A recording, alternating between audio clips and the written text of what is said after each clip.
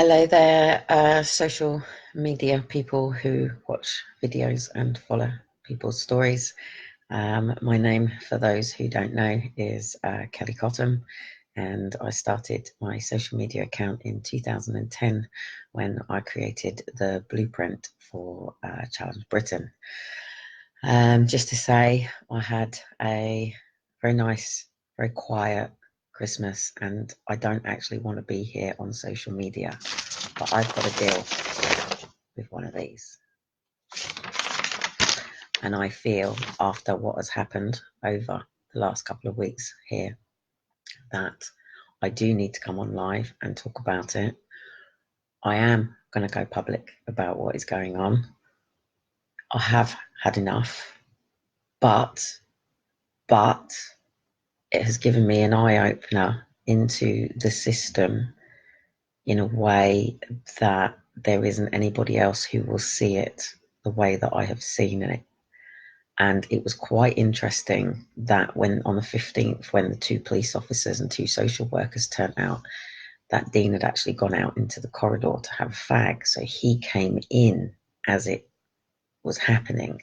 So he got to actually see that the police officers were at the door, two heavy police officers, and the social workers were hiding around, and they were down. One was down in the stairs and one was at the door. I'm going to give you a bit of a brief outline of what's actually happened and explain to you and the people out there that are watching this, because this is really serious. This isn't about what's just happened to me. This is about this whole due process that is going on around people who are using or service users of adult or children's social care, whether you go in as a self-referral or whether it comes in as a multi-agency. And what people don't understand is, here in the UK, and I preside here in the UK, I'm a service user. I've been a service user as a person with Ehlers-Danlos syndrome and Asperger's for many years because I've been at university. When you go to school or university and you have a condition, then they do a special needs package to make sure that you have the equality in school and your learning styles are understood, to make sure that you still get an education. But then you go out into the real world where this doesn't exist. Now, we as individuals are not to be beaten up for the conditions that we live with.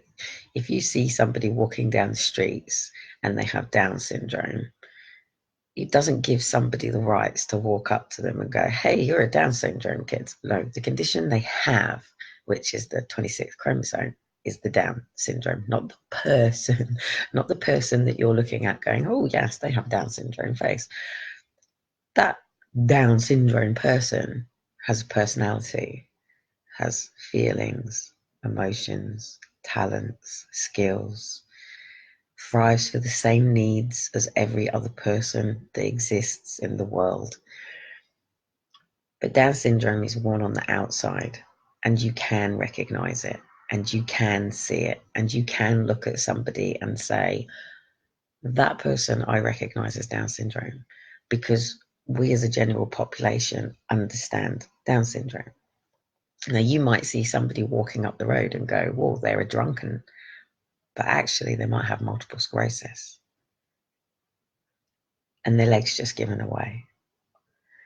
You might be stood at the till with somebody slobbering and talking to you and go, what a fucking drunk. But they might have just overcome a stroke. You might see somebody flipping out on the floor and walk away from them and call them a crackhead or a spice head, but they might have epilepsy.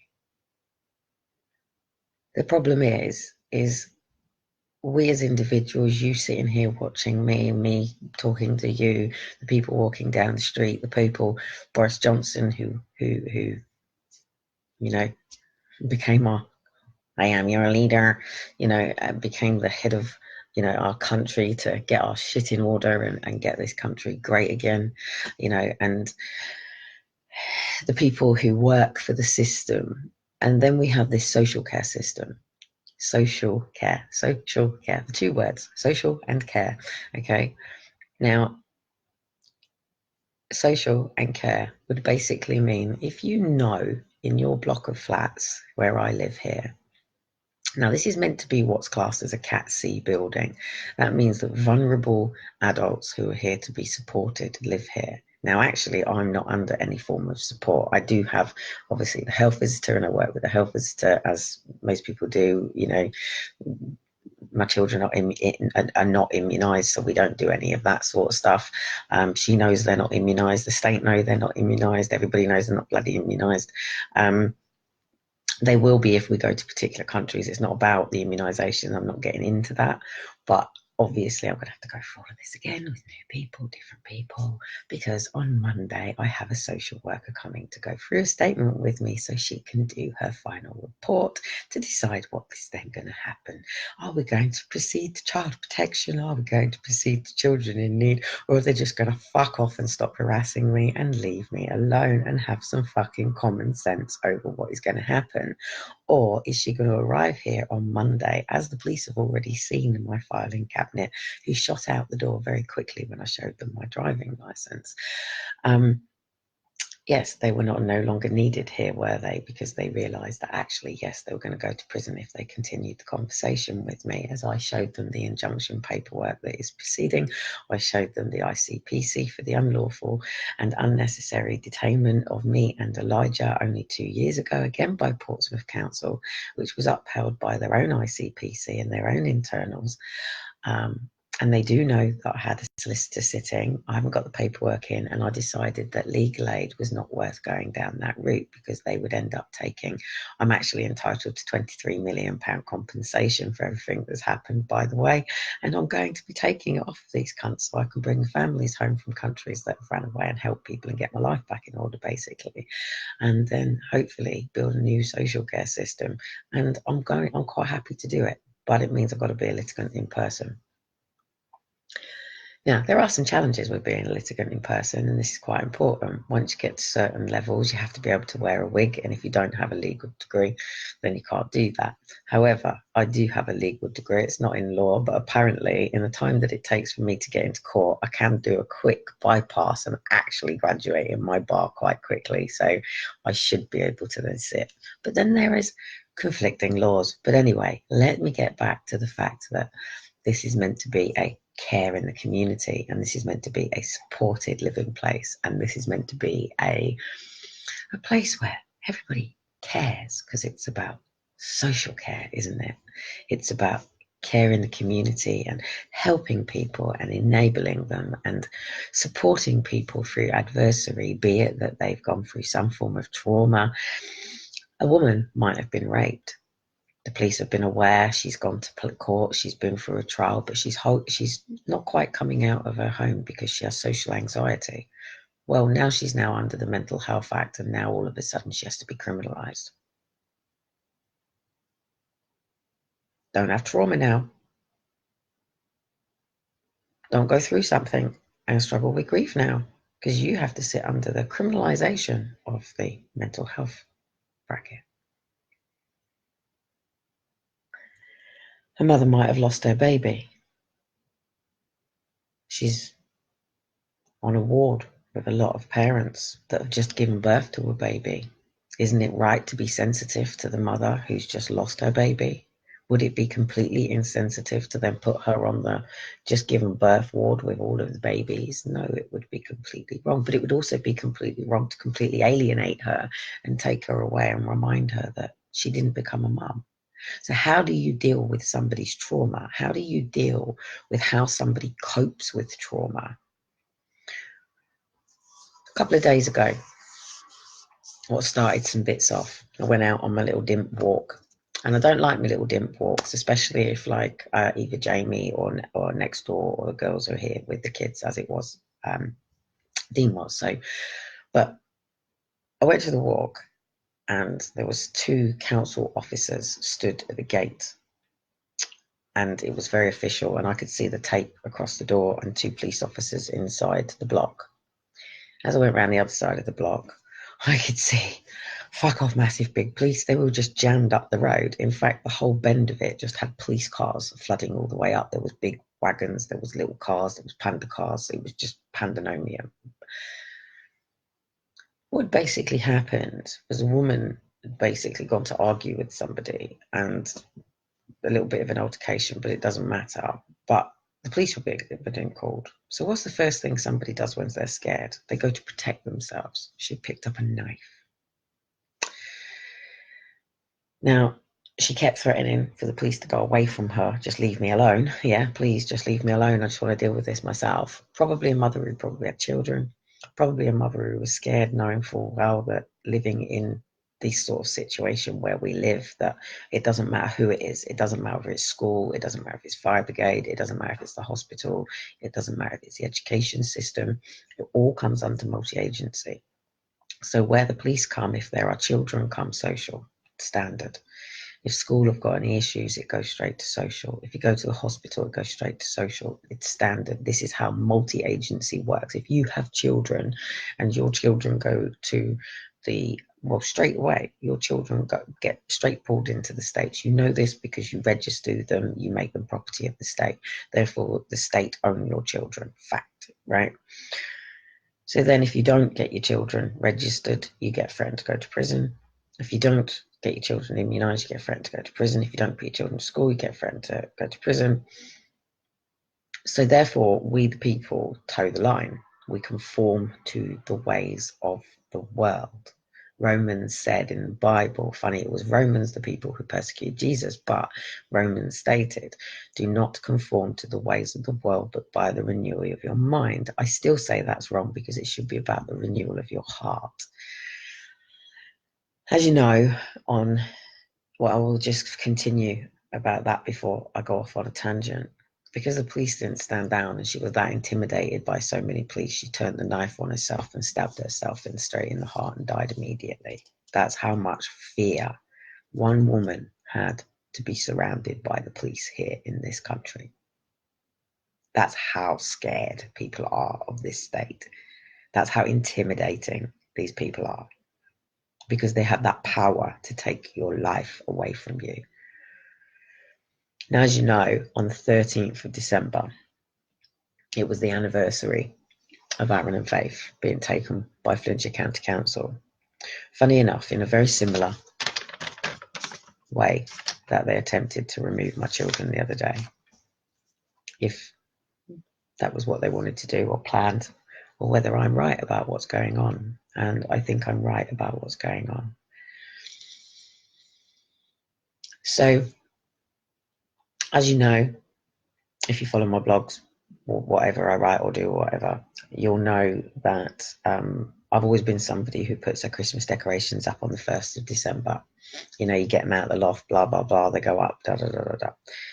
Everyone has their little things, and over years you collect your entire life of Christmas, don't you? And you bring it all down and it all goes up. You get some new bits, you add to it, blah, blah, blah. So obviously I'd lost all of that when we were at Save the Family with Aaron and Faith, and I couldn't get to the storage unit to go and get the bits that we did still have, and I was struggling. Obviously, van, 2 kids, blah, blah, blah, blah, blah. So it wasn't until the 13th of December, that morning, one of the staff at Save the Family brought this little tree over for us to sort of put up. So we went, right, we're putting the tree up tonight, blah, blah, blah, blah, blah. And Daniel was on his way over the next a couple of days after, because we were having the whole of Christmas. I had all 4 of my children for the whole of Christmas and New Year. And that was the first time, because usually they're at Dad's, but Graham was away, so I had all 4 all Christmas. And because the 2 little ones were so young, Liam and Daniel actually wanted to be with them for that Christmas, because 2 and 3 is such an awesome age for Christmas, isn't it? So we were putting the Christmas tree up. So as you know, Aaron and Faith got taken.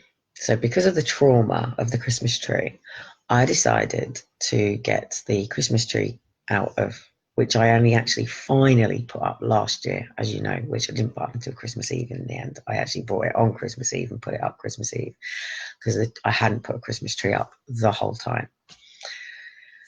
So anyway, for Shiloh's birthday on the 23rd of November, we got the Christmas tree. So we got the Christmas tree. out from storage. Now, I'm on the second floor of a 17th story building. You go down to the ground floor, and then you have to use your key fob, and you have to go into a cupboard where you have all the storage units. Okay, let's have a little bit of common sense here, okay? I get something out of the storage unit, I bring it up, I bring it into my home. Brilliant. Now, if it's a lot of stuff in my storage unit that I need to bring up here, then I have to put it all out in the hallway by the lift, and then I have to get it all into the lift as much as I can do, or I have to risk going up and down and leaving some of it in the hallway, such as if I help people moving in. So say if somebody is, okay, take somebody moving in as a prime example. So the van is outside, you get your stuff, it goes into the hallway, you take it up to the lift, and then it goes into the hallway outside the front, and you proceed to bring it into your home. Now, if you're moving out, you then pack it all into the hallway, which is out the front here, and then you move it to the front of the lift, and then you get as much into the lift as you can. Then you go down and you sweep that out and you take it into the hallway, or get it straight into the van, and then you come back up and you get the next load and you carry on until it's done. Isn't that's what happens, isn't it? Yes. Now, most people don't live in a 17th story building, and they can just go straight out their front door. Now, since the fire in London, all 17th story buildings have been locked down on things being in the hallway. That means that because of a fire in another block of flats, we all have to live as if there is a fire in our fucking house all the time.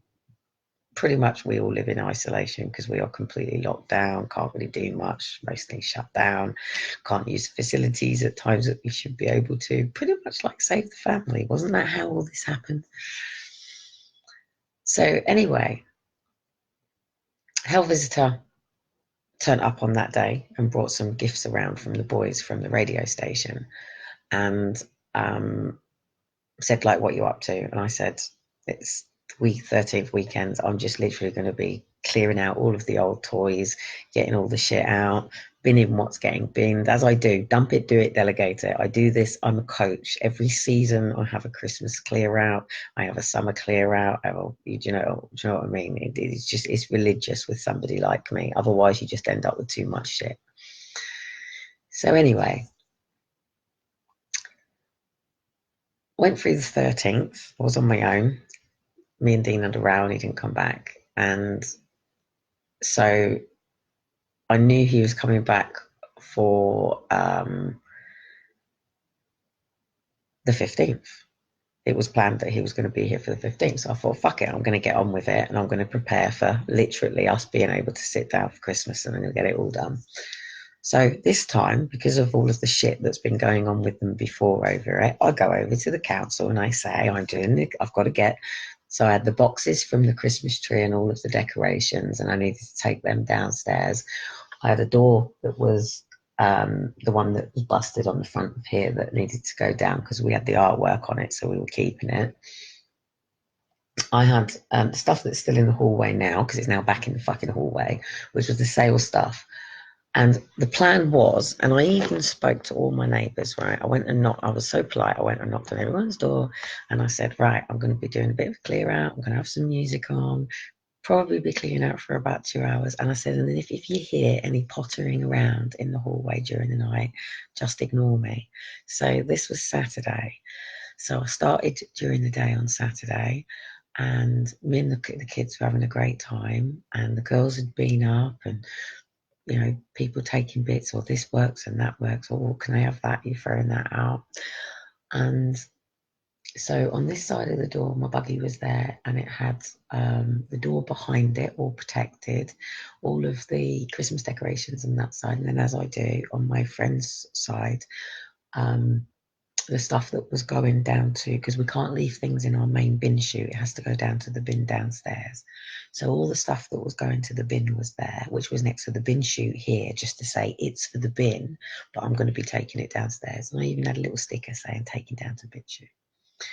The stuff that was going into the storage unit was on this wall, and the stuff that was coming back in the house was there. So then that meant it gave me a great opportunity to basically hoover through, completely gut through the house, get everything sorted, get everything down to the storage unit, be able to focus on my paperwork and focus on, you know, clearing into Christmas and stuff like that. Not a problem, hey, in any normal life. Dun, dun, dun. Or what's the theme tune to EastEnders? Because we have to have fucking drama, because we live in a council world. Do, do, do, do, do, do. Seriously, it's crazy. So anyway, I'm just getting to the point that I need to start settling the boys down. So I'm doing my last little bit of the hoover. The door's still open because I've just taken some bits outside. And Elijah comes running through. So I go to the door and I go, oh, for fuck's sake, really? You're joking me, you're kidding me. Is that on? Is that on? Yes, it's on. Right, I'm going to go and get my camera 2 seconds before I even talk to you. So unfortunately, my phone's broke, okay? And my phone doesn't actually work, but I have no other protection from what is going on. I'm a woman on her own. I've got 2 little kids in the house. I'm greeted at the door by 2 men, black boot, solid boots, strong black combat trousers. Now imagine somebody like me as well, who's also dealt with ex-MI5, Special Forces, been out on Downing Street, deal with Special Force Police. This is not grandeur, this is what happens. You know, you can see the pictures. I've stood with people with guns, blah, blah, blah, blah, blah.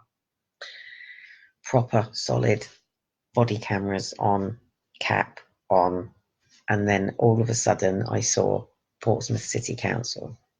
No warden's jacket on, nothing, just complete fucking black.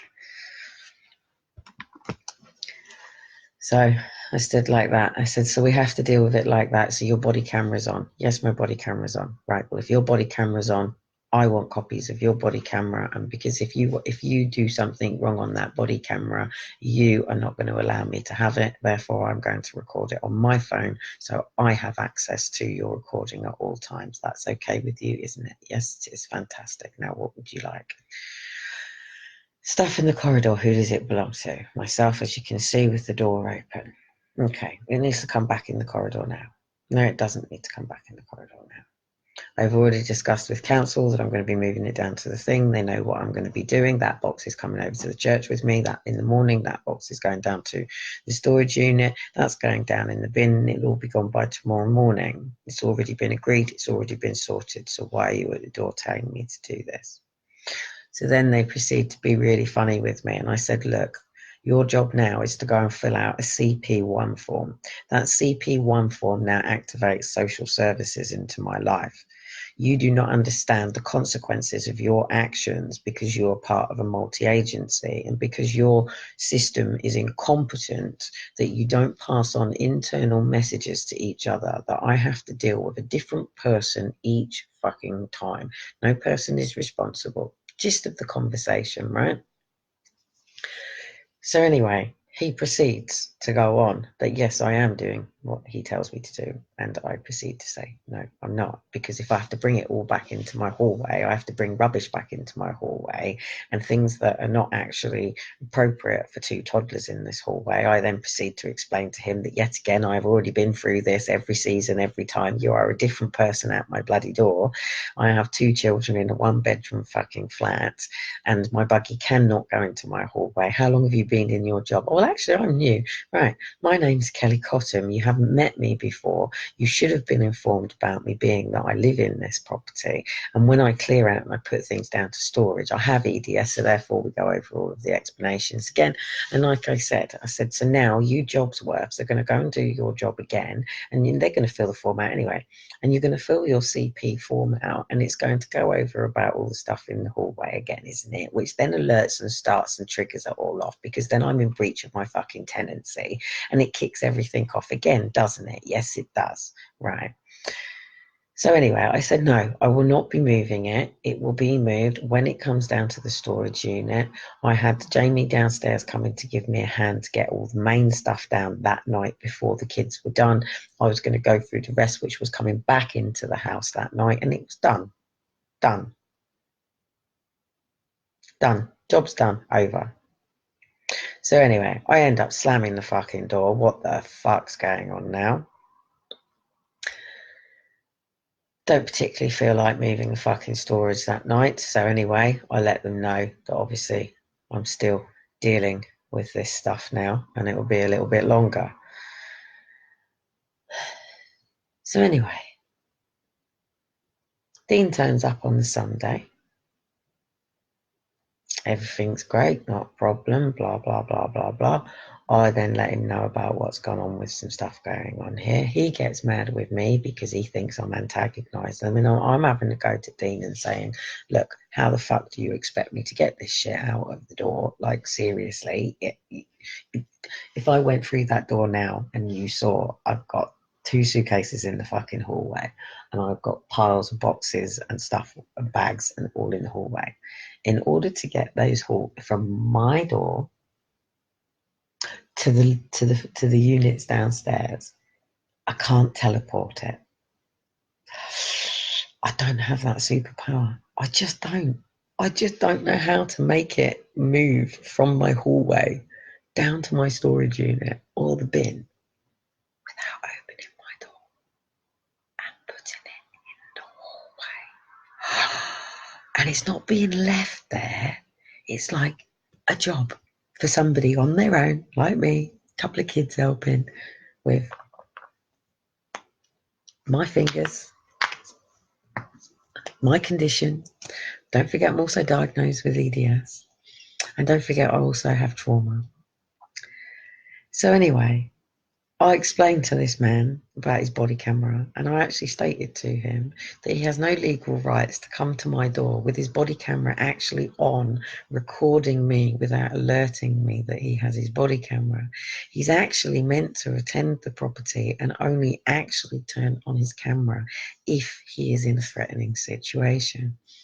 A mum cleaning her carpets and putting her stuff out, and a little 2-year-old and a 3-year-old running around isn't actually a situation. And my kids were clothed because the door was open, so it wasn't like I've been bothered if they were like, running around in a nappy or something. But there was no reason whatsoever for this incompetent fucking prat, Scott Deacon, by the way, and I will be tagging his name. In fact, let's see if I'll find him in a minute because I know exactly what he looks like. Let's not get personal now, but gay boy was probably a little bit more intimidated. So anyway, I then, 45 minutes later, I have an altercation. I have to get this photograph of this fucking vase, which is another matter that's going to be going on. And if I have to deal with that on top of this, then somebody gets fired, like, from my life permanently, because she will be directly involved with my kids. So, anyway, I'm hoovering because I'm carrying on. We're getting all the stuff done. When Dean said he was en route, so we'd been messaging each other all day that he was en route, I said to him, it is in organised chaos right now. Please be aware, because I fucking hate Dean ever walking through this door when it is in organised chaos. I like my house to be very straight when Dean turns up, and I'm like that with everybody. I don't like anybody to ever step into my home when it's in chaos. So unless you're part of that chaos, and then you're part of the clear up as well. So I didn't know 100% how long I had, and when he knocked on the door, I was like, you're too early, you can't come in now. He's like, shall I go? I was like, no, you can come in, but it's organised chaos. So he took over the kids and I carried on. So anyway, we had coffee and we were talking about what's going on, and he was like, over this, and it was like, Dean, seriously, what do you expect me to do? I can't get the fucking double buggy in. Everybody knows this whole we're moving shit is a fucking nightmare. So, and apparently to hold on to your tenancy is gold dust, so we've got to stand this out for a bit. Really? Can I have my own property back now? Can I go to work? Really?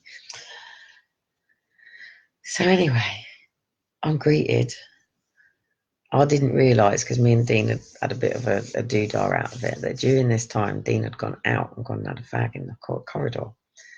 So of course I'm hoovering and Elijah is going, door. So I'll go to the door I peeped through.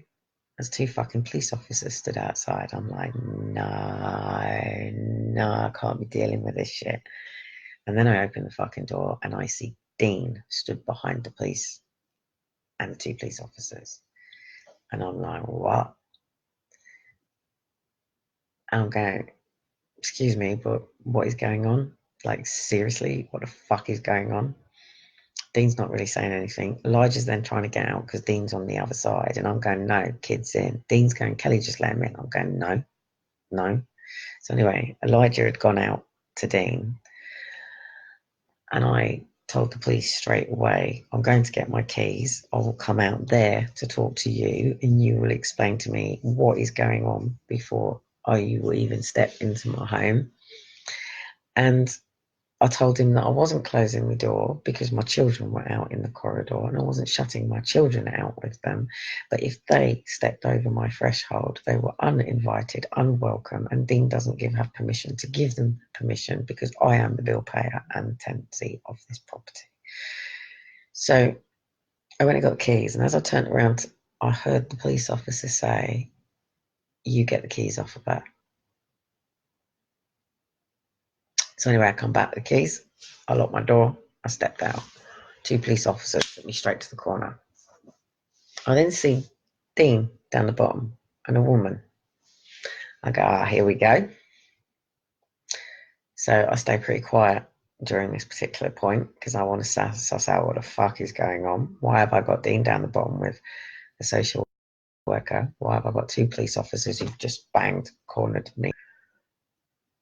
I can't remember exactly what I said at that particular point, but I know I then told them that anything that they do after this particular thing is going to be used as evidence against them in a preceding court matter where there is already a pending injunction onto the further harassment being caused to me by my family due to this multi-agency of me living under the conditions that I'm currently, which is causing repeat actions of an unlawful and unnecessary removal and detainment. And I've already had 2 police officers at my front door threatening to shoot me so I can stand down. From the director of Step Up Britain, I said, would you like to step into my home? You can see the paperwork for yourself. So I invited them into the home.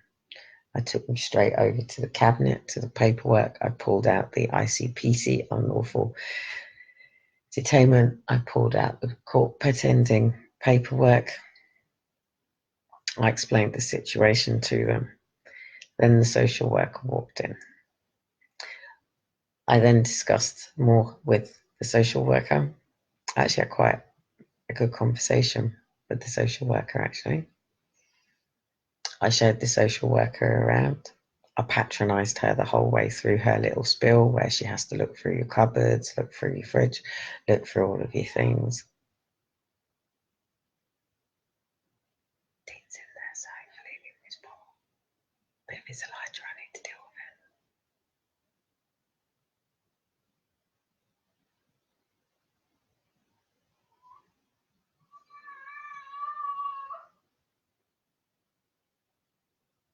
It's whether he wakes up. 2 seconds. Can't always trust the dad to wake up, kid.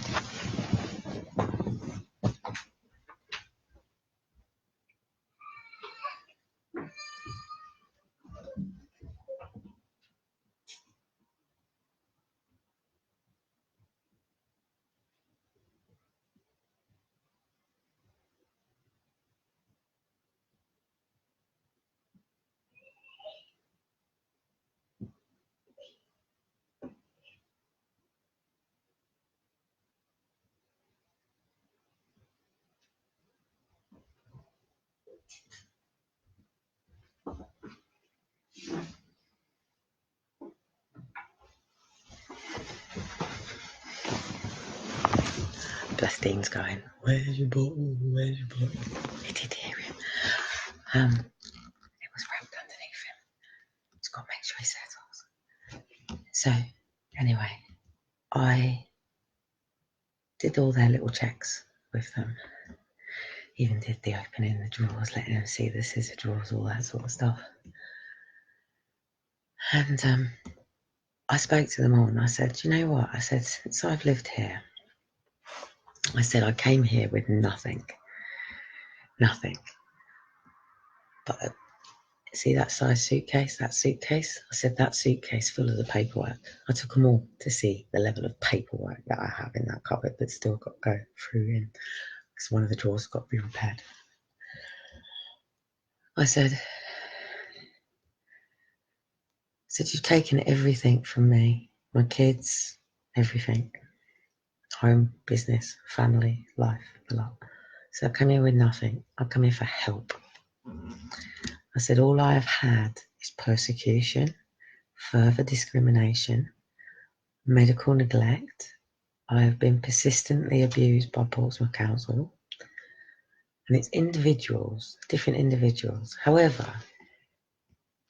I had a social worker with a lot of common sense. And I said to her, look, I said, these places, I'm sorry, whether if you look, council mentality and suburban mentality and locked gates mentality is very different. And it is. Nobody's better, nobody's worse. Some people gossip more than others. And in places like this, it's rife. It is one of the worst sins you can ever do, is to gossip. And people talk about people and they don't even know them and they've never met them, and they cause very serious discrimination. So when I come here, the first car we got was 100 quid. The second car we got was 350. The third car we got was 700, but looks better. By the £700 one, people are telling everybody I don't even have a driving licence. That's a very serious allegation to make with a mother driving around in a car that she doesn't have a driving licence. So anyway, lots of this stuff has gone on since I've been here. And as you know, I'd had the call to social, blah, blah, blah. So when Scott Deacon decided to do his CPI submission, which they do, he also decided to contact out of hours child protection. Scott called to share his concerns following their routine patrol this evening at Edgbaston House. He said he was with his colleague Ben throughout, and they activated body-worn videos as they were unsure what they would find. Doesn't say anything that I've just said to you after all of this. Just little bits that they say, isn't it? He said on the second floor there were lots of personal items in the hallway from flat 12, including an internal door from the property. Wow! It was fractured. We'd asked the council to replace it. They couldn't. It was causing splinters to our kids, so we took it out. Is that okay? Oh my goodness, so criminal. The door was open to flat 12. So they called out to see who was inside and were greeted by a small boy who spoke to them about his toy. He said Mum then came to the door and displayed behaviour that they felt was unusual. What, because I said, is your camera on? Yes, right. I grabbed my camera then. He said she was highly strung and making lots of nonsensical comments between topics. And she said she'd even told them she was filming them. Oh my God. She told him she was filming them. Scott said she gave her name as Kelly Cotton and talked about there being 2 children there. She said she was immediately defensive and accusory, saying they were going to take her children away from her. No, I know full well they don't have the power to take my children away. What I said was, is your actions cause for child protection to come into my family, and it's a Saturday night and it sends out of hours. Scott said that he flagged this up as although the child seemed happy, they were unsure about their mother's behaviour. My goodness, when did he become a psychologist as well? Or maybe he wanted to know why there were 2 men dressed in black at their front door. He said They had not reported it to the police or ambulance, as they do not feel it was that level of a risk at the time, but wanted to highlight it to CS due to comments made by the mother. He said he will be submitting his CP regarding the issue so housing and wardens are aware of their concerns regarding the personal items in the corridor. He said they questioned Kelly about the items. She said she was cleaning the carpets and had informed the council of this. They discussed they discussed with her taking items blocking the doorway. It wasn't actually. Clean and safe, tidy team can be contacted. Blah, blah, blah, blah, blah.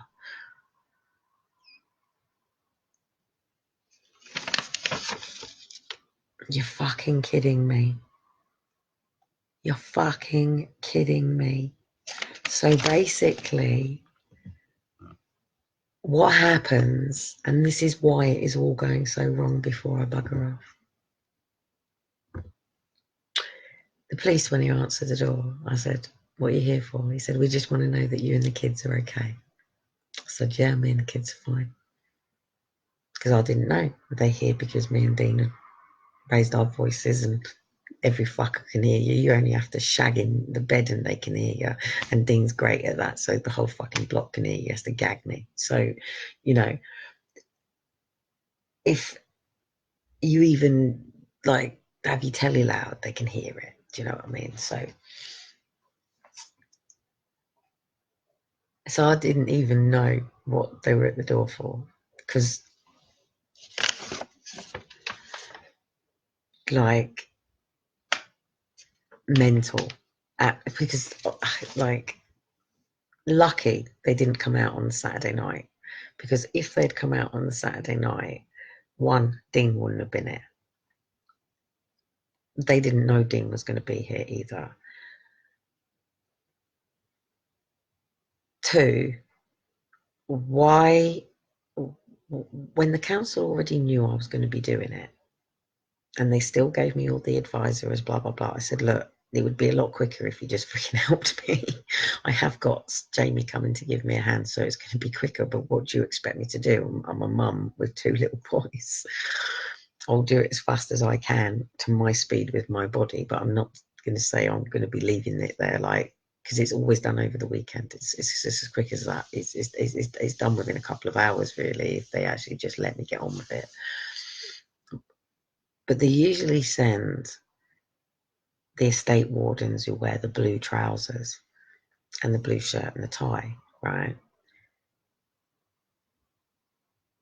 So why send to my door when you knew it had been going on? The main security people had already swept and said, how's it going, right? Why send me 2 big burly people? I've asked Dean why Dean was at the front door, and I know he'd gone out, he'd gone for a fag. Usually he grabs his bag and walks off, but he'd just gone for a fag in the corridor. Did he ring the police? No, it's not. I've read the paperwork where it's come from. So now that basically means that their standard process is that, and then just to follow it, listen to this as well.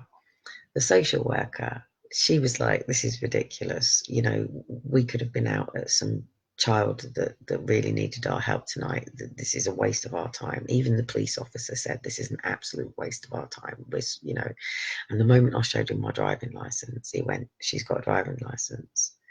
I said, yes, I have a driving license. I said, and every other piece of information you got there ain't fucking true either. So, you know, and I will be. I said, and if you do proceed with this and this information continues to move forward, and I've got evidence in here that proves that's wrong, then I have every legal right to do you for defamation and to do you for, and not qualified. And here's another thing on this, right? Dean wasn't even here.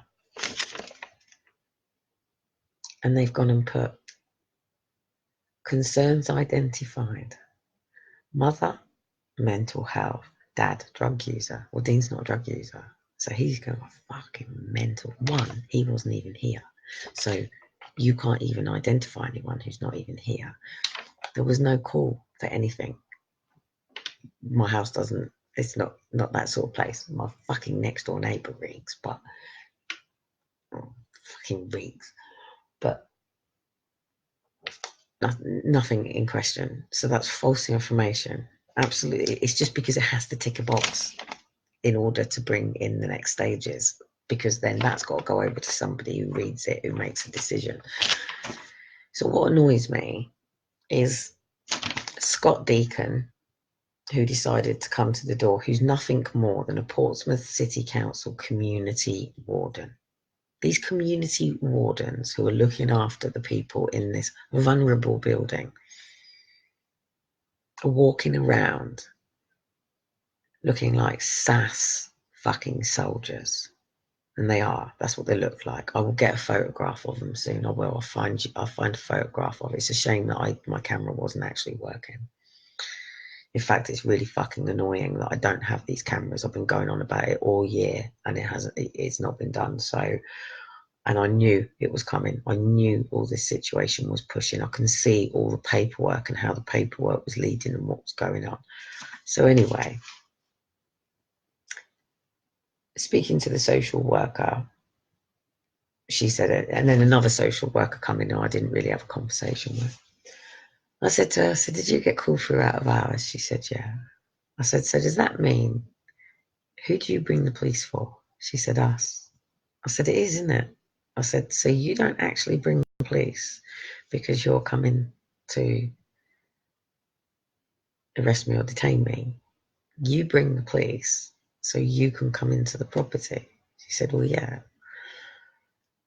I said, so when it comes out of hours, then you ring the police immediately to attend the property. She said, yeah. I said, do you ever actually think what that does to a parent? Because when they first come in, I was going fucking mental at them. I was going mental. I was like, next time you come to my fucking door, you will go through the unwanted visitors and you will go through a trap and be fed to the pigs. Do you understand?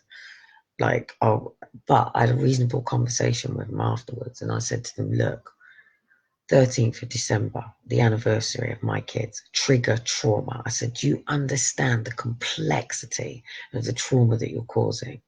I said, and they kept saying, yeah, but we're individuals. We're not here to do that. I said, but you're not individuals. You've got that on. And they're going, what? I'm going, this. And the social worker went, your uniform. I said, yeah, you ain't an individual as soon as you put that uniform on. You're somebody who follows your rules and regulations, and you're coming out to people as bullies and intimidators to people that don't need that. I said, you should be sending fucking Mary Poppins to the freaking door, not big burly fucking intimidating officers. I said, the intimidation exists in me. But I said, you'll either get somebody who's not scared of you and goes up against you, or you're going to get somebody.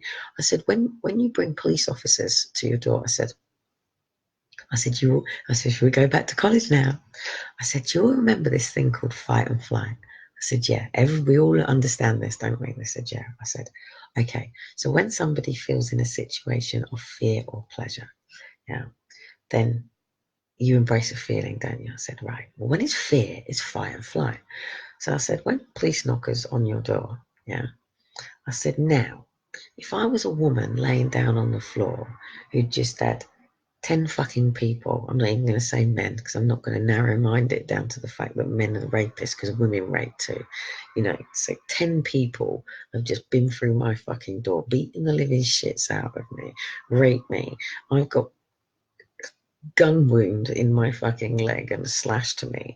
They've all fucked off and the fire's been burning and the fire brigade have been upstairs and taken the fire out and the ambulance have, the police have bound in and put a blanket around me, then I'm going to feel safe that the police are there, aren't I?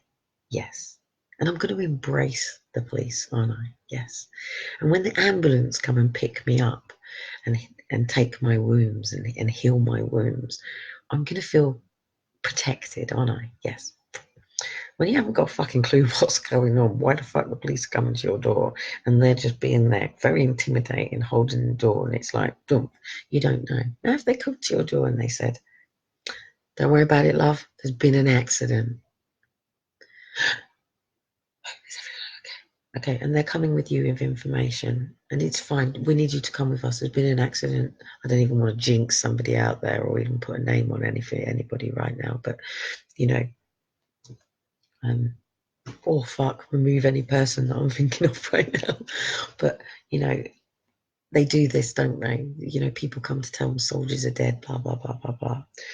The police have many jobs. Reason for contact: concern for welfare, because of a mother moving storage boxes down, and because she's got two big burly men with cameras on her videoing her. Yeah, I'm sorry, but that's not normal behavior to turn up at somebody's door. How paranoid are you that you need to turn your body cameras on to come and visit a mother in her home? Now, if you were security, you would know that block. You'd know that, you know, old granny 72 lives at this door. You know, this man here who's, you know, been to prison 7 times. Fuck me. You know, if there's a man who'd been to prison 7 times and there was two big burlies at the doors, I wouldn't be surprised if he doesn't keep a baseball bat and stand there like that. Who the fuck are you? What do you want at my door? You know, people deal with fear and intimidation in many different ways.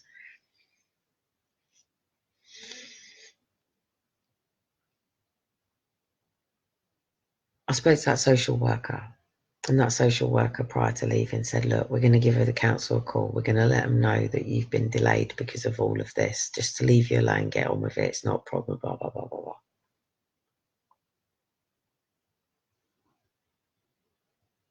So in the morning, it's all ready to go downstairs.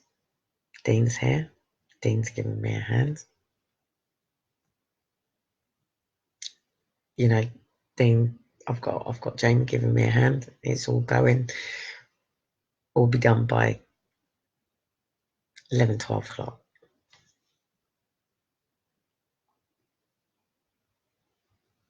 8 o'clock in the morning. Bang, bang, bang, bang, bang.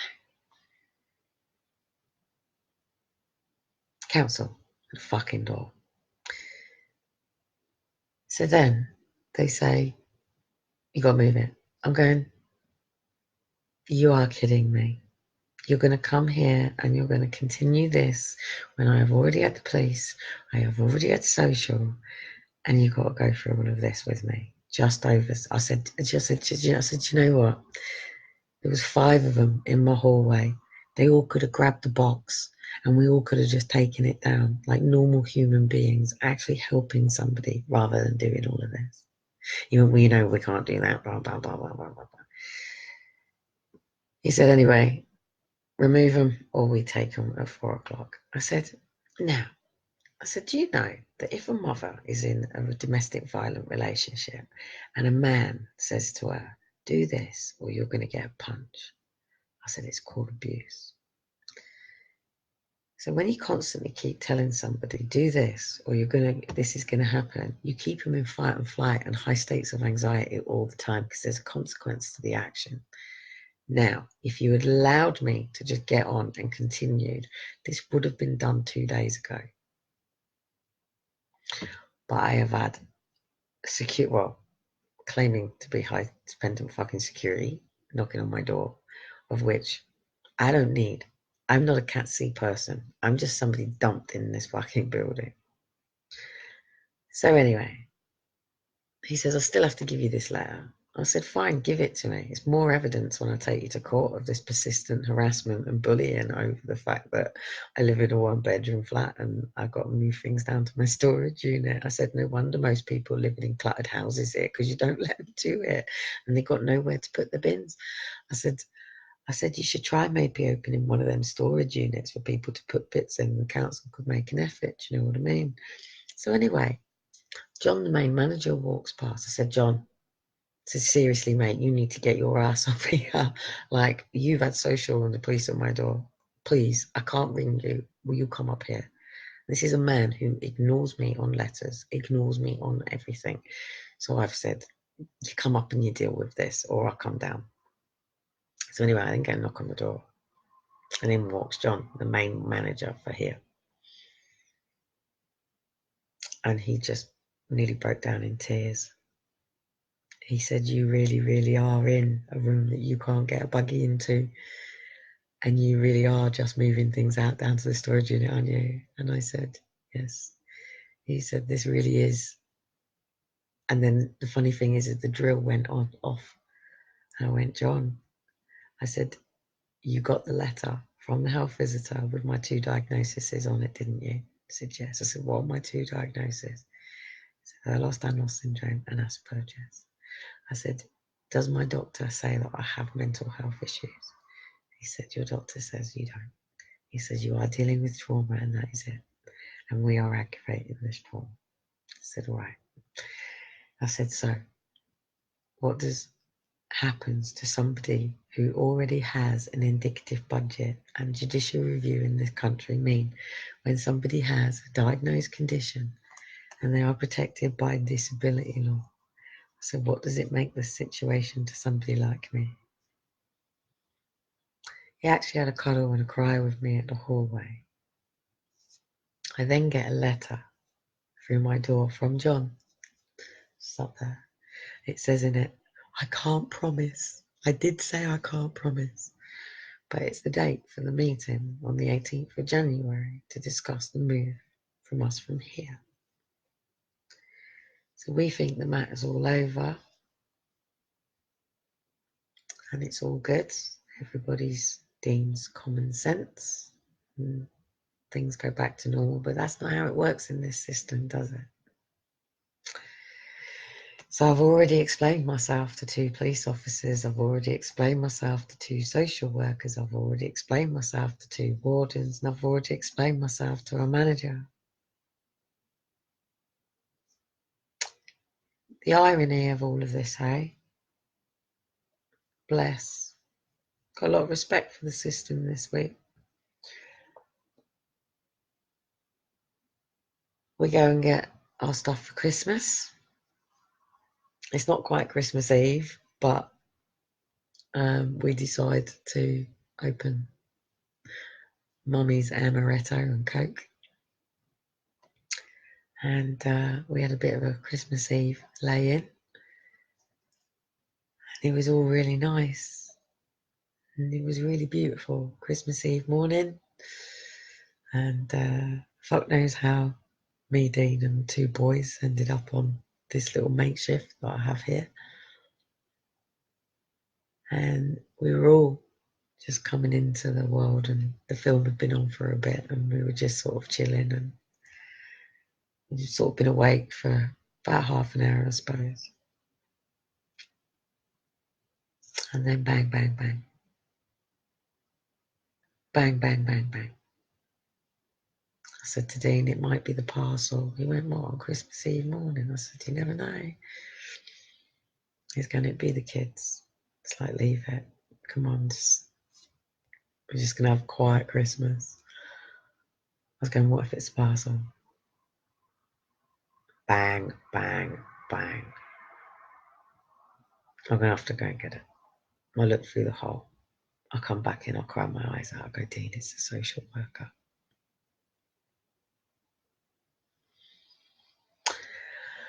I open the door, I'm not too happy. Bless her cotton socks, she has some toys in the car as well, but she came out to bring me this and to discuss her doing a report with me. I said on Christmas Eve morning, you turn up on Christmas Eve morning.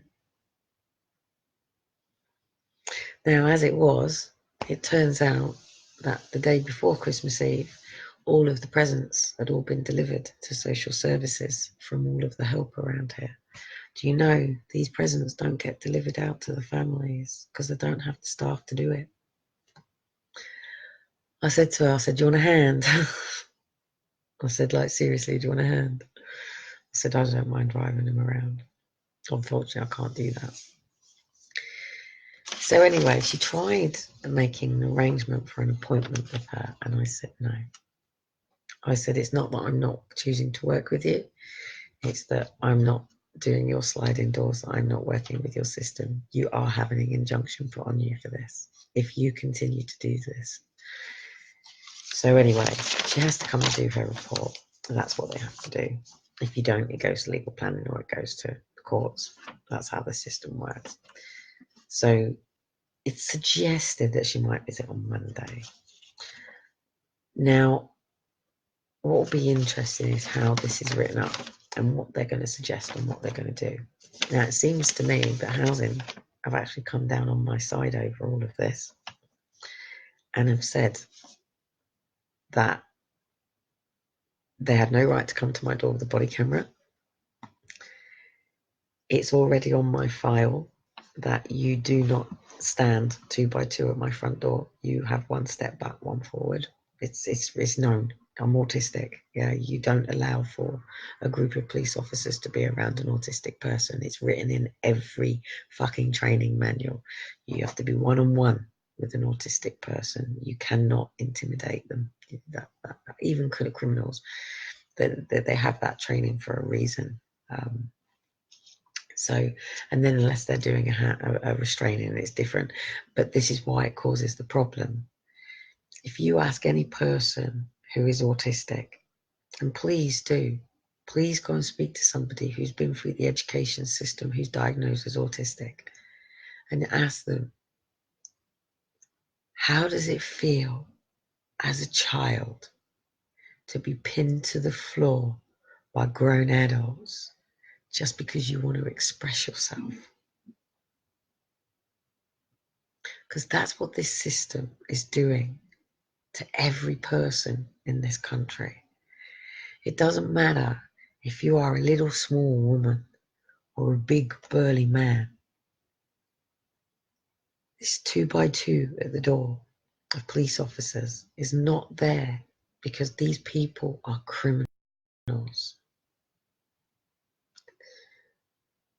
These people who need help to lift a couple of boxes and 2 kids down to a fucking storage unit is not a criminal. A mother dealing with trauma of this fucking system that surrounds her with the constant fear that one person, Scott Deacon, can light a fucking fire and people can't work fucking hard enough to get fucking pictures that prove personal fucking items.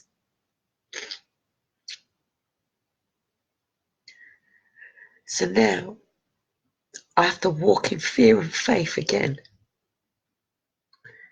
that it only takes how many hands now touch my family. Because today they would have had an official day at work, which would have meant they would have had statutory meetings. Scott Deacon, his mate Ben, 2 police officers, 2 social workers, plus the social worker, that's already 7 people are diagnosed legally with autism. 7 people already invading my personal space, invading my private life. Because if I was living at 12 Birchwood, where I used to live prior to all my life collapse, I would have had my car out the front on my driveway, my boot open.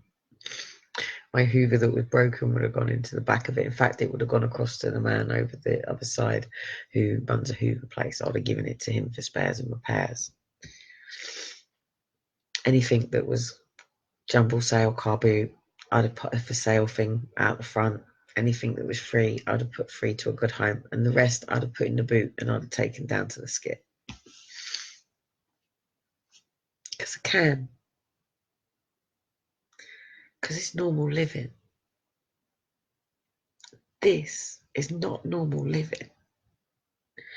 We are being punished because of a fire.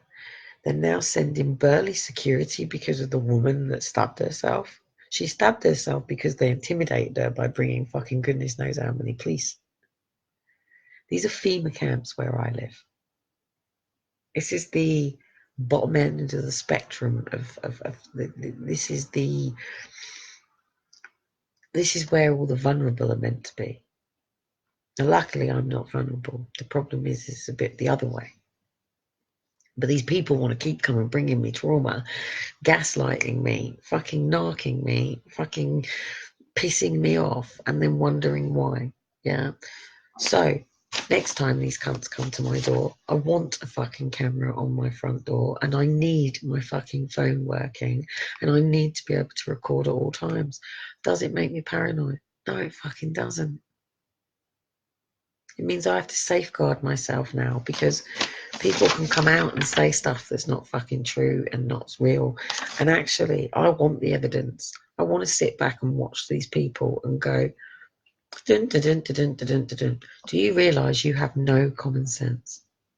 I cried to Dean the other day, Lord, like today, and I said, you know what? If I was out robbing old grannies, burgling people's fucking homes, selling crack from their house, fucking injecting people with fucking needles, freaking, I don't know, what do people do that's really fucking nasty? I don't know, smash people's windows or something, smashing car windows, putting pens down people's windows, or robbing banks or something. I get it. I get it. If I was someone constantly dodging the law because I've got a dodgy deal going on here and a dodgy deal going on there, and I'm selling fucking crank and shank fucking cars down here and knocking off some woman's pension down there, I get it. I get it.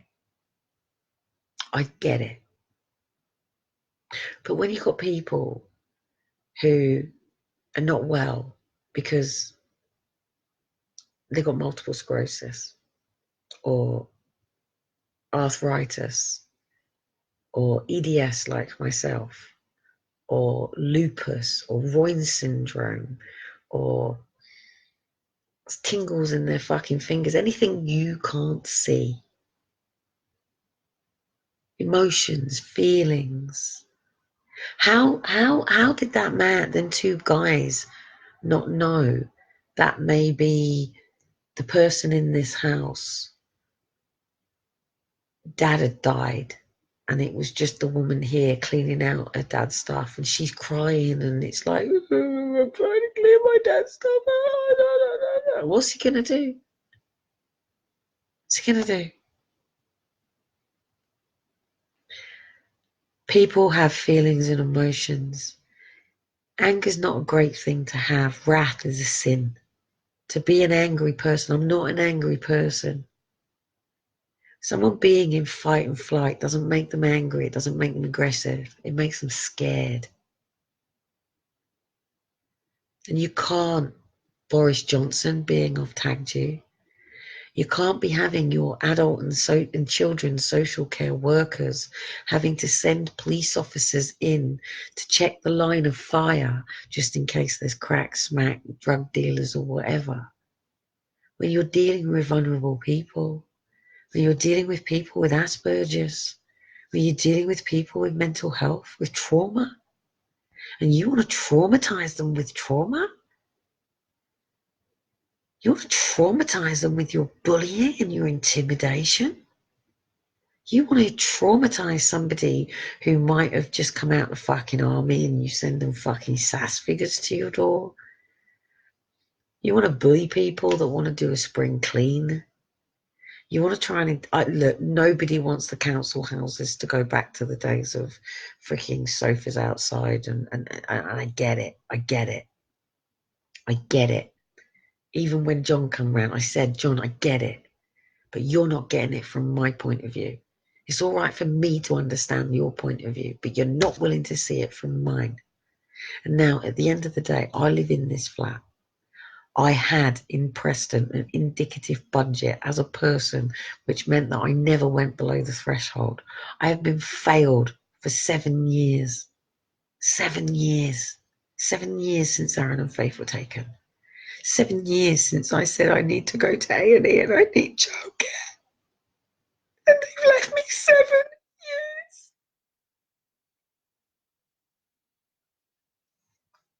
And I still pick up the boxes. And I still do things every day. And I still fucking fucking try the hardest I fucking can, working with what I've got from where I am. And I still do my damn best. And I have people like Tina that send me, I don't know what it is yet, password thing or a memlo will be on it today. So no, I don't want to be on social media.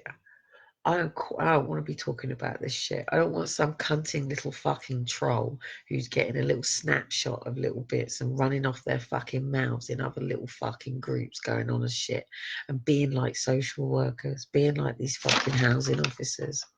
I'm sick of gossips. Gossips. Read your fucking Bible. You're going to hell. When you talk shit about other people, you're going to hell. And I can't wait. I can't wait for my day in court this year. I can't wait. I can't wait to get my life back in order. And I am going to prove my innocence over Aaron and Faith. And I am going to prove how I had exactly the same social care involvement as a disabled mother when I lived in my own home. Exactly the same. Not this, not how they come in, but being an EDS mom. Yeah. And I've had social care in my life. And then I've gone into social care. And I've seen social care in a very different light. And I guarantee you, when I leave here and I go back into my own home, and social care will have to come in because in order to be in university, in work, people like me have to be signed off by social care. People can't make reasonable adjustments without it. Yeah, it's not disability that make those sign-offs, it's social care, right? It's the education system that do it. I guarantee you, I'll be treated differently again.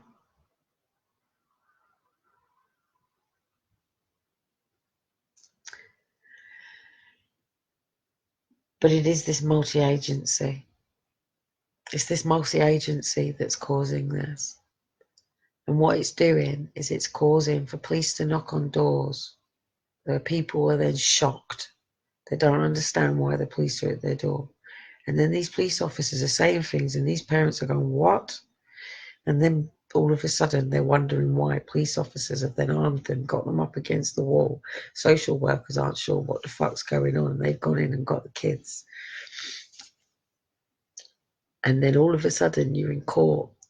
And when I get the body camera for this and I get it narrated, and I will, I'm very clever when I know people are recording me. I know exactly what I'm saying because it gets fed back to people. So when I read it and I transcribe it back, I'll bet you mine is about 4 or 5 pages and theirs is that.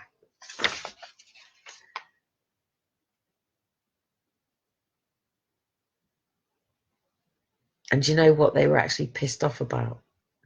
Is because it was an internal door of the property that was outside. What did they think it was? Me kicking Dean out, Dean's kicked the door in and all his personal stuff's out the front and they're coming to make sure I'm alright. Be careful how you judge people. People make snapshots of people's lives. And most of the time, they're wrong. And yet again, judged by the standards that I don't even provide myself. Because if my social media was in order, if my branding was in order, and I was living the life that I'm meant to be living, and I was being the coach that I was meant to be, I wouldn't be dealing with this shit.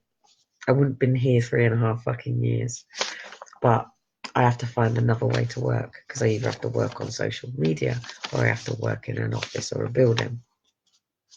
In order for someone like me to work, it has to be approved by social care. I am not approved by doctors to work. So therefore I have to be in the benefit system supported by disability or I have to be self-employed. I choose to be self-employed. I have one issue and that was getting my fundamentals and foundations in my social media. And my life has been fucking wasted for 3 years. And 2020, nobody, not social, not police, not trolls, nobody is wasting my time, wasting my emotions, wasting my feelings, wasting my energy, having my energy anymore. And I'm really looking forward to 2020. And literally right now, what this has done has given me a perfect form to start the court proceedings. Not just against Portsmouth Council, but against every council. Because if I want to go and visit my boys up in Preston, Elijah or Shiloh, kids being kids, fall over at skateboard park, I have to go to A&E. Their system will continue to keep coming back. And I will keep having people coming and sitting next to me and saying, so why were your previous children taken? The next person who says to me, why were your previous children taken, is going to get a fucking elbow into their fucking faces and told, shut the fuck up. You want to play with my fucking trauma, then meet my fucking fist. But that's mental health now, isn't it? Don't stand up for yourself now, because that's aggressive. I've had enough. I've had enough. I've never had this shit. But I give you one thing. Do you not think it's a bit funny that Aaron and Faith were taken on the 13th of December 2012? Different situation, different timeline. According to these people, probably a different person. Same age of the kids, 2 and 3. Is it because my stuff was out in the hallway? Is it all a coincidence? Isn't it funny that they came with a massive fucking big fucking tick sheet on me, mate? Fucking nearly all year. Because don't forget, it was 2 years since they tried removing. And they had a big tick sheet then too. So I'm constantly under monitoring, constantly under observation, constantly living in a fucking goldfish bowl. And it just takes for one person out of the thousands of fucking people around me, because there are thousands of people around me. Thousands. In fact, the letter that I'm going to send to respond to this is probably going to go to 1,432 people who will all touch my paperwork at some point here in Portsmouth.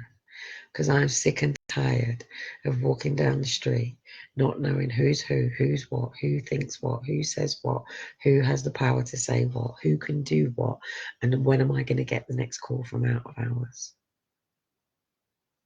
So, anyway, we are getting moved out of here into a 2-bed, probably into another fucking scummy fucking tower block somewhere else. It won't be a tower block. Even the health visitor has said you can't put her in a tower block, mate. She'll kill someone. I won't kill someone. I've actually got very good emotional intelligence. What I'm not is somebody who's willing to put a mask on for people. What I'm not is willing to be fake. If you fuck me off, I will tell you you fucked me off. If you hurt me, I'll tell you you hurt me. If it's a happy situation, I'll be laughing. You know, sorry, I don't laugh at jokes I don't find funny. And if I find it funny, I'll wet myself laughing. I'm real. I'm raw. What you see is what you fucking get. You know, come at me with a big fucking hug, you probably even get one, or I'll say to get your dirty energy off me, or no, you can't have my energy. I'm sorry, some of us do understand the spiritual war that exists. Some of us do understand it's not always great when someone comes and hugs you. They're not coming to be genuine. They're fucking coming to steal your energy and drain you, mate, and you need to learn to protect yourself. So I'm going to be protecting myself even more. But this system right now cannot carry on the way it's going. I've always said, when social services come to someone's door, people should want to lay rose petals out for them because the heroes have arrived. Just because social workers are scared of what they might go into, they're causing so much intimidation, so much bullying. They're causing so many problems that don't need to exist. Why do police wear body armor? All because of the one person that might shoot them, the one person that might try to stab them. And yes, it does happen. But that means everybody else has got to deal with them at that level too. And that's wrong. That means that we live in a world that everybody is guilty until proven innocent. And that's not our justice system. And that's what I'm here to now restore. That we are meant to be innocent until proven guilty. But we are guilty until proven innocent. And it's very fucking difficult to prove yourself innocent against slander, libel, defamation, discrimination, persecution, gossip, secondhand Chinese fucking whispers because somebody decided to go to a club and get pissed and say, how did you hear about so-and-so? Oh yeah, do you know he shagged so-and-so? Do you know how many separations have been caused by women saying that men have shagged women that they actually haven't? It was just a rumour that Teresa told Jason, that Jason told Vicky, and Vicky told Vicky, and then all of a sudden Vicky and Nikki are in the fucking toilets. And did you hear about Richard? It's got to stop. It's the worst thing that could ever exist in places like this. If it's not the housing officers doing their job, and it was a housing officer that caused it with Aaron and Faith, housing officer writing their evening reports. All these people write reports. They all write reports. They get the end of their job, write a report. End of their job, write a report. End of the job, write a report. Now, if, say, gay boy fucking Scott Deacon was such a nice man and actually took the time to maybe actually talk to me, yeah, maybe go, it is a bit of a cunt. I've got my camera on, really, isn't it? I don't really need to be filming you. Like, there's no reason for me to be filming you. So I think it's time that all these other people, I'm really disgusted what's going on. I want to break down and cry over what's going on. I find it repulsive. I find it fucking repulsive that these people are coming around the way that they are now.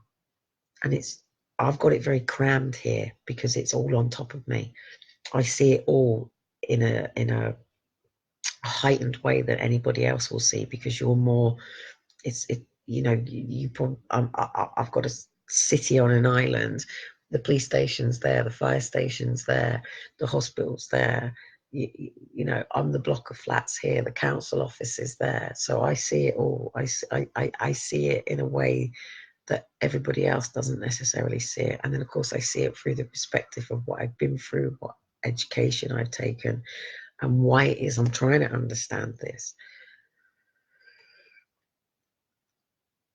But I can't risk it anymore because it would only take for one of you bastards out here online to piss me off, someone to knock on the door, and I end up taking it out on them, and I can't have that anymore. I have to safeguard my heart, mind, and soul more than ever right now because I'm going into 2020, which is exactly the 10th year since my 10-year vineyard. And I've had too many people in my life who have been taking my energy, exhausting me, keeping me distracted, trying to pull me over to this direction when I needed to be here. It's been so nice to just over Christmas just shut down completely and to be at home with the duvet and Dean and the two boys. Liam's been up seeing Theo, and Daniel and that have been up there. They've had their family stuff, and that's great. So we've had a really nice, quiet, Christmas here. I really didn't even want to come on. I wish I could just handwrite my book. I really do, and not deal with technology, computers, anything. But the reality is, if I don't, and I allow this situation to continue around me, then people aren't going to realise what the fuck's going on. People are going to be sitting in their homes after something that I've just been through, feeling even more bullied and intimidated. I can't turn my door light on because they're asleep in the bedroom, but if I went into my hallway now, you'd go, she's got to put that in the hallway. What do they expect her to fucking do? Like, is she going to, in fact, actually, shall I try it? Oh, I've just had a brilliant idea. Shall I see if I can take it out the window? They'll say she's throwing stuff out her window, she's gone crazy. See if I can build something to ledge it, to get it downstairs, to then take it in, and then I'm not officially leaving. It's actually not breaching. That wouldn't be breaching my contract. That's the funny thing about it. It's all to do with breaching your contract, that you may not leave. My door was open. That would be like being in a car with a car engine on. Yeah. So it wasn't left because my door was not closed. So anyway, I just think the whole fucking thing is ridiculous. I love people, I do, but you know, I've got to start getting really tight now. My inner circle is my inner circle, and it starts with Dean, me, the two boys, our families that exist around us, and yeah, and but I am going to continue talking about this because this is wrong. This is wrong and it has to change. I get it, I get it, I get it, I get it. But this is the difference between people being referred through out of hours and it going immediately over to child protection rather than being processed correctly. And this is causing problems. I don't believe that police and social workers are turning up to doors with the intentions of taking children. I think the situations are getting antagonized and they are given grounds by us to detain. Not correctly, because it's a wrong judgment. People are not understanding fight and flight. People are not understanding the fact that actually we're not in a world where when the zooming little lens comes and we all have to stand there and go shh, shh, shh, shh, and if we don't, we get shot. That we're not in that world yet. But we are. When a police officer says to us, duh, duh, duh, duh, we are meant to react in a certain way. And we're in a world now where people aren't. People are not bowing down to these people anymore. People are starting to realise that they're not here for concern of welfare. What would be the so hang on a minute. What happens if I have mental health? So if I have trauma because I'm sick and tired of having these people trying to bully and harass me and dictate and tell me if I do this, this is going to happen or that's going to happen. That I can't do this and I can't do that. And I have to sit in this situation that's not conducive for somebody like me. And I'm meant to tolerate it. So basically, it's okay for somebody to pin me down and rape me. And I have to say, that's fine, carry on. That's exactly what this is doing. And it has to stop because there's other families out there right now that have got social at their door for the most ridiculous reasons. Fucking ridiculous reasons. But the thing is, it's how we react to these ridiculous reasons. But when you've had a whole life of constant everybody do, it's like, does anybody before I go, because it's quite a long line, does anybody remember the kid that was bullied all the way through school that ends up shocking everybody at the end? And for years, bully, bully. And then one day, that kid has enough and it gets up and it lamps the bully across the fucking floor. And everybody looks at the kid that has been bullied for years and goes, what was that all about?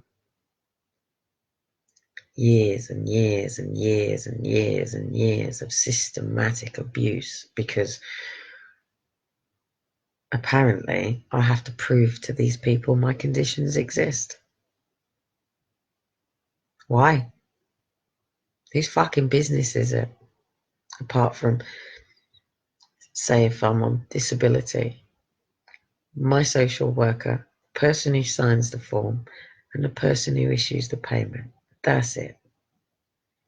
Nobody else fucking business. Same as going to the hospital. At the end of the day, in order to be able to work or be in education, I have every right as everybody else to work. I have rights as everybody else to get the right healthcare. I have the same rights as everybody else. But unless you're worth something, you ain't worth fixing. So someone like me ain't worth fixing to this state. It's not worth putting the investment into my physical body to make me well. So what do?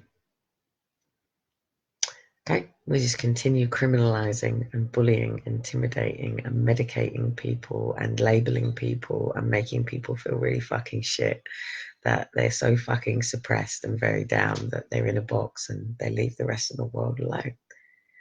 And I don't think that people, just because they are labeled disabled, should be living like that, because we're not vulnerable. Just because somebody has mental health issues or learning difficulties or a disability, it doesn't make you vulnerable. A person who walks down the street at night without a torch on a road is vulnerable. They've put themselves in a vulnerable situation. Vulnerability comes in every style. Every one of us can be vulnerable. Me doing this video is vulnerability. It doesn't make me vulnerable, but it's the vulnerable side of me. I know amazing people with different labels that when you get away from the disability, the learning difficulty, the mental health, the labels, the bipolar, the depression, the narcissistic personality, the borderline personality, and actually bother to get to know the person behind the name, the artist, the sculptor, the painter, the drawer, the writer, the singer, the dancer, the creator, the maker, the mother, the father. You know, there's so much more behind them. This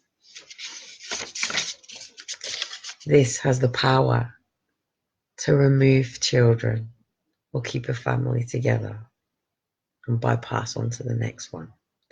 Needle in the haystack, needle in the haystack, needle in the haystack, needle in the haystack. So anyway, you won't hear from me over the weekend.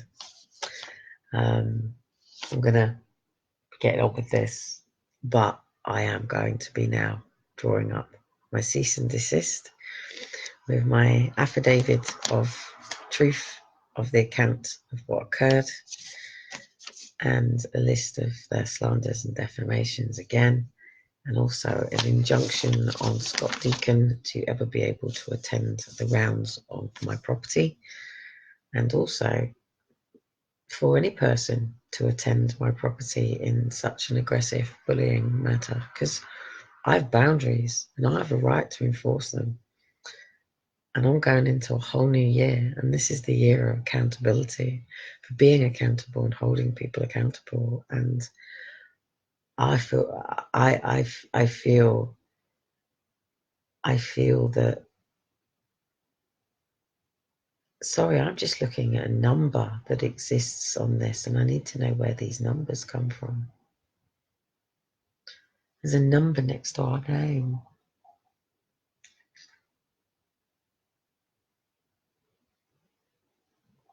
And they're giving my son the wrong surname. Fucking hell, Dean's going to go mental.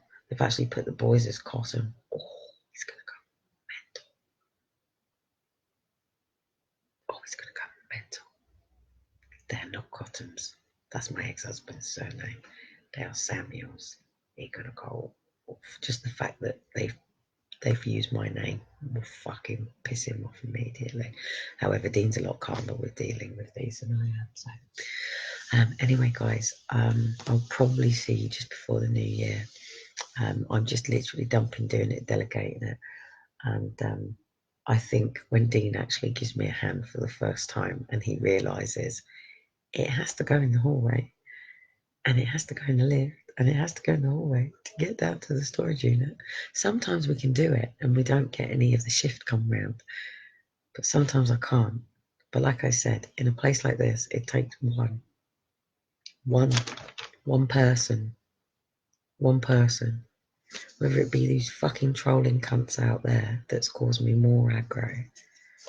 But the good thing is, one thing for sure, is the people who are the problem. aren't the social workers. It's not actually the social workers that are the problem. This is really shit to tell you, but it ain't. I'm not saying there aren't some bad ones out there, because there are, but yeah, it's a lot easier to change this system than we think if people just actually took the time to come together and talk about their experiences.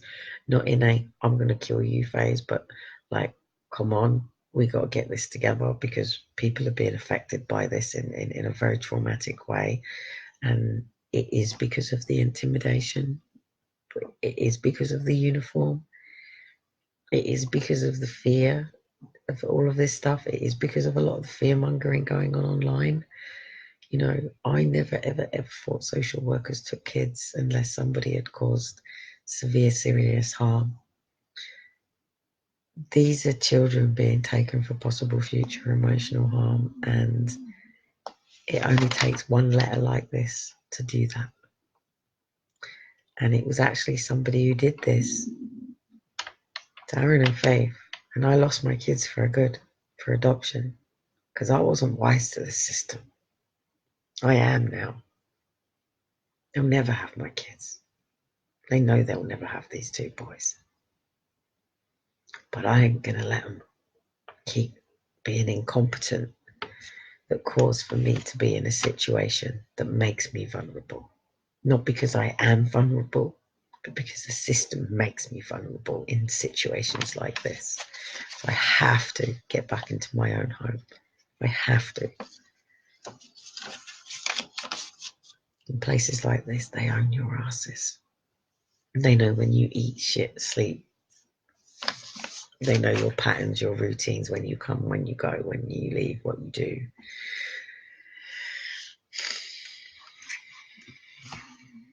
Anyway, I'm going to fuck off, because do you know what, though? And I just say, with all of this going on, just a massive big thanks to Dean, because he's just made Christmas dinner. He's taken over all of the cooking. I've actually even managed Boxing Day. I've pretty much just laid here on the sofa with the two boys watching films, feeding my kids all day. Not had to really go out. We got a couple of bits. I went out and got some couple of extra bits. The funny thing is, I went down to the council office before I go, and the two security officers happened to be in there, and I pulled them up right in front of the main security officers in the building. And I went over and explained afterwards what had happened. And the security officer at the council had said to me that he's got one of these letters about moving and blah, blah, blah stuff. I said, yeah. I said, this is what's causing it. And he went, fuck's sake, like, this is crazy. So anyway, the social worker came down. I said, look, I saw this Scott Deacon. I said, I've had it out with him already. And the security officer went, and it was very pleasant at that.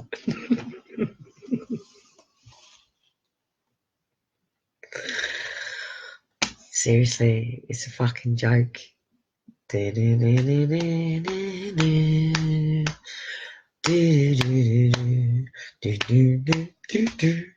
what it fucking feels like. It's fucking mental.